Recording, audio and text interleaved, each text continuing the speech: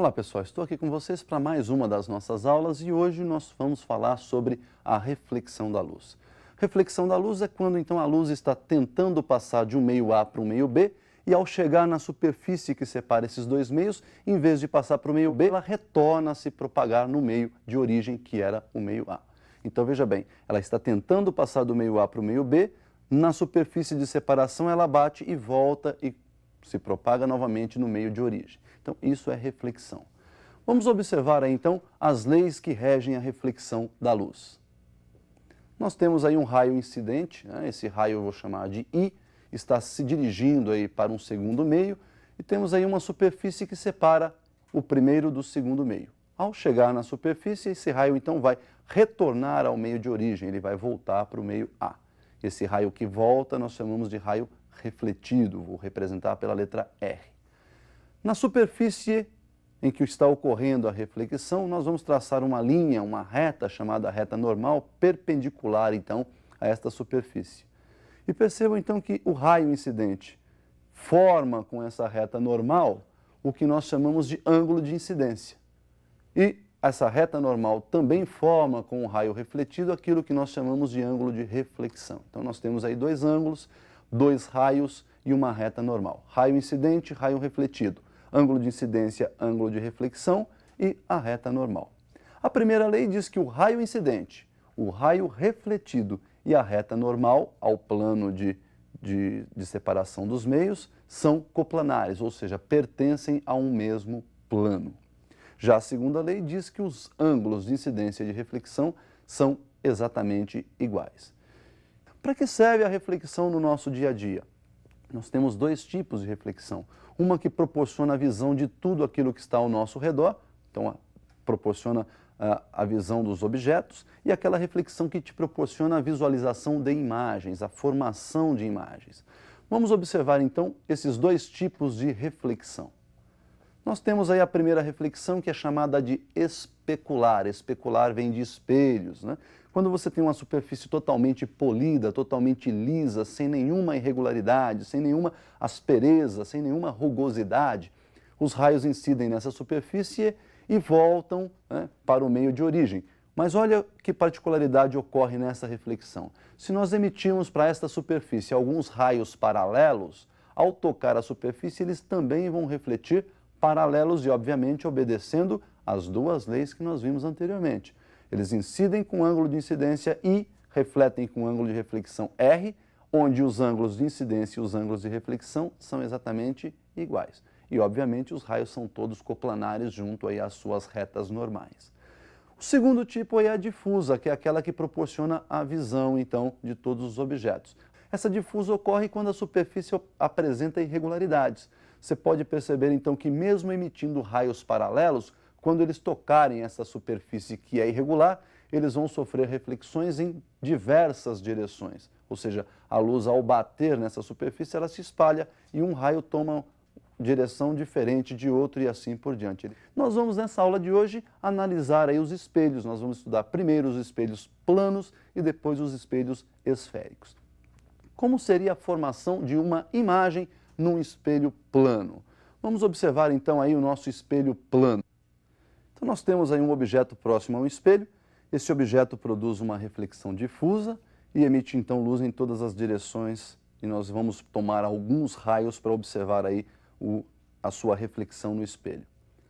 Tomando dois raios, eles vão sofrer a reflexão, percebam então que por incidirem com ângulos diferentes, eles refletem também com ângulos diferentes, e o cruzamento do prolongamento desses dois raios forma lá atrás do espelho a imagem daquele objeto.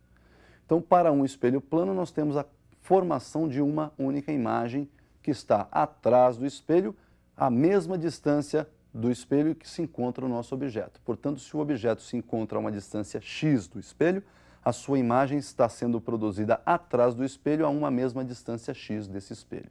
Observe então que o nosso objeto, por estar na frente do espelho, é considerado um objeto real e esta imagem, por estar atrás do espelho, ela é considerada então uma imagem virtual. Ela é formada pela projeção ou pelas projeções dos raios refletidos. Então o que nós vimos aí foi a formação de uma imagem no espelho plano. Nós podemos fazer algumas observações com relação a esse espelho. Por exemplo, nós podemos transladar o espelho mantendo fixo o objeto. Podemos transladar o espelho mantendo esse objeto em movimento. Vamos observar um caso em que o espelho está se transladando e o nosso objeto está fixo numa única posição. Bom, então nós temos aí um objeto situado a uma certa distância y de um espelho plano. Obviamente, então, você está observando que a imagem desse objeto está à mesma distância y, porém atrás do espelho. E nós vamos transladar esse espelho de uma certa distância x. Então, eu vou chegar esse espelho para a direita, distância que ele se desloca é x. E agora nós podemos observar que a nova distância entre objeto e espelho é y mais x. Por sua vez, conforme nós temos um aumento entre distância de objeto e espelho, a imagem também sofre um afastamento. E a nova distância entre imagem e espelho agora também é y mais x. Então veja que a sua nova imagem se deslocou em relação à primeira imagem. E essa distância deslocada nós vamos chamar de z. E podemos observar pela figura que se somarmos y mais z, nós temos a distância entre o objeto e a nova posição da imagem, a nova imagem. Por outro lado, se somarmos y mais x, também temos essa distância. Então, nós podemos fazer aí uma igualdade, y mais z igual a y mais x mais x. Bom, juntando ali os y's do lado esquerdo, eu tenho 2y mais z. Juntando y e x do lado direito, eu tenho 2y mais 2x. Então, subtraindo 2y dos dois lados da equação, nós temos 2y mais z menos 2y igual 2y mais 2x menos 2y. Resolvendo, então, essa relação matemática, nós temos que z igual a 2 vezes x. Bom, como vocês observaram, o nosso espelho transladou de uma distância x e a imagem transladou de 2 vezes x. Então, se o espelho translada de uma distância x, a imagem translada o dobro dessa distância, o dobro de x. Isso aí, então, é uma relação bastante importante, a translação de espelhos. Uma outra observação é quando nós podemos associar esses espelhos planos. Observe, então, a relação de associação de espelhos planos. Nós temos aí dois espelhos associados, um voltado para o outro, né? Encostamos um no outro, e eles estão formando aí um ângulo alfa. Se colocarmos um objeto aí entre os espelhos, esse objeto vai emitir luz para os dois espelhos, vão ocorrer aí algumas reflexões e nós vamos ter a formação de algumas imagens. Esse número de imagens pode ser determinado pela expressão número de imagens igual a 360 sobre alfa menos 1. Bom, pessoal, o que nós vimos aí então se aplica aos espelhos planos. Mas no seu vestibular vai cair lá um tipo de espelho também bastante importante, que são os espelhos esféricos, né? Então nós vamos também analisar os espelhos esféricos. O que seria um espelho esférico? Imagine uma esferinha, onde você vai lá e corta essa esferinha no meio. Essa esferinha é oca, uma das partes você tem lá um polimento interno, você tem uma parte côncava refletindo, e nós vamos chamar isso de espelho côncavo. A outra metade você faz um polimento externo, de modo que a face externa seja uma face refletora especular. Daí então nós vamos ter o chamado espelho convexo.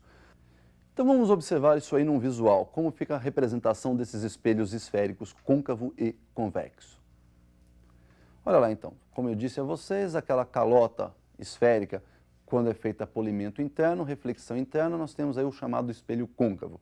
E do outro lado nós temos um polimento externo, na outra parte da esfera, nós temos lá o chamado espelho convexo. Representação desses espelhos está ali, ó, essa quase reta, com as extremidades curvas, né? E esses tracinhos que a gente coloca lá em cima, perto da parte curva, é para representar que a face do lado esquerdo é uma face rústica, não refletora especular. Portanto, ele reflete a luz especularmente por dentro da curvatura. Já o segundo, que é a representação aí do espelho convexo, esses tracinhos estão dentro da curva, significando então que por dentro a reflexão é difusa e que por fora a reflexão é especular. Muito bem, pessoal. Esses espelhos eles formam algumas imagens interessantes, né? Nós vamos então observar o que acontece com os raios. Esse estudo foi feito por Gauss, raios de luz que chegam a esse espelho, como é que eles se refletem, né? E nós temos aí os chamados raios paraxiais, que são aqueles raios bem próximos ao eixo principal desse espelho, e observar a formação das imagens. Então, observem primeiro aí o que nós chamamos de raios notáveis no espelho. Nós temos aí três raios importantes e vamos fazer já uma associação entre os dois espelhos. Se você tem lá no seu espelhinho, né, o eixo principal é aquele eixo que passa pelo centro do espelho, vai até o vértice do espelho é o vértice da esfera de onde ele foi tirado. Então nós temos aí um eixo que passa pelo centro e pelo vértice, e no ponto médio do segmento CV, entre o centro e o vértice, nós temos o chamado foco do espelho. Se você emite um raio paralelo a esse eixo principal para qualquer um dos dois espelhos, este raio vai bater lá no seu espelho e vai refletir passando pelo foco. Então olha lá, para o espelho côncavo, paralelo reflete e volta pelo foco. Já no espelho convexo, por ter foco virtual, ele vai bater ali e vai refletir na direção do foco. Portanto, se você prolongar esse raio refletido, o prolongamento dele vai cruzar o foco lá atrás. Então esse raio é bastante importante. O segundo raio é o inverso desse, né? Se o paralelo refletiu na direção do foco, todo raio que for incidente passando pelo foco vai refletir paralelo ao eixo principal. Isso também acontece aí para os dois espelhos. E por outro lado, se você tem um espelho onde a incidência é no próprio vértice, incidiu no vértice, vai refletir com o mesmo ângulo. Esses ângulos, então, formado entre raio incidente e eixo principal e raio refletido e eixo principal. Também se aplica aos dois espelhos. Bom, pessoal, esses raios notáveis eles são usados na construção das imagens. Nós vamos ver um exemplo de construção de imagens e vamos aí determinar as equações estabelecidas por Gauss aí para o espelho. Equação de Gauss para relacionar as coordenadas de posição de objeto, imagem e do foco do espelho, e ainda uma relação de ampliação para saber se a imagem foi ampliada, se ela foi reduzida ou se ela permaneceu do mesmo tamanho do objeto. Então observem na tela. Então nós temos aí um objeto diante de um espelho, olha lá, vou traçar um raio daqueles que nós vimos, notável, saindo da extremidade superior do objeto, tocando o espelho, portanto paralelo ao eixo, e refletindo na direção do foco. Um segundo raio saindo do mesmo ponto na direção do foco vai refletir paralelamente ao eixo principal. Nós temos então o cruzamento desses dois raios, a formação da nossa imagem. E observem que essa imagem então está diante do espelho, na frente do espelho. Portanto, trata-se de uma imagem real. O objeto então, observe, está apontando para cima, a imagem está apontando para baixo. Portanto, em relação ao objeto, ela ficou invertida, né? E o tamanho da imagem, podem observar aí, agora é menor que o tamanho do objeto, portanto nós temos aí uma imagem reduzida. Então Gauss estabeleceu a seguinte relação, né? O inverso da distância focal igual ao somatório dos inversos das abscissas do objeto e da imagem. 1 sobre f igual 1 sobre p mais 1 sobre p'. Uma outra relação importante é da ampliação, para você determinar se essa imagem foi ampliada ou se ela foi reduzida ou até mesmo se ela permaneceu do mesmo tamanho do objeto. Ampliação igual a I sobre O. Esta ampliação também pode ser chamada de aumento transversal linear. Bom, esse aumento também, ou esta ampliação, pode ser dada por menos P' sobre P. Este menos P' sobre P aparece de uma relação de triângulos lá na construção de imagens, né? E se você fizer um arranjo matemático nesta equação de Gauss e comparar com essa equação que nós acabamos de perceber aí, menos P' sobre P para o aumento, nós podemos chegar numa outra opção, que é o aumento igual à relação entre a distância focal, f, sobre a diferença entre a distância focal e a abscissa do objeto, f menos p. Por hoje, então, é só. Bons estudos e até o nosso próximo encontro.